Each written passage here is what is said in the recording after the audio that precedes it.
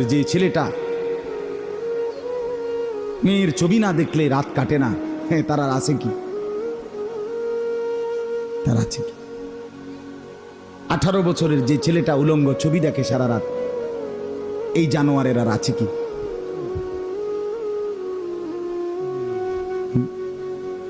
তার আর বাকিটা কি?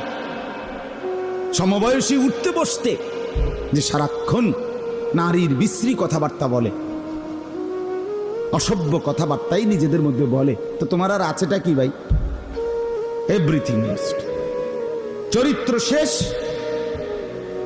তো সব শেষ। মদে আসক্ত তো সব শেষ। জুয়ায় আসক্ত তো সব শেষ। নারীতে আসক্ত তো সব শেষ।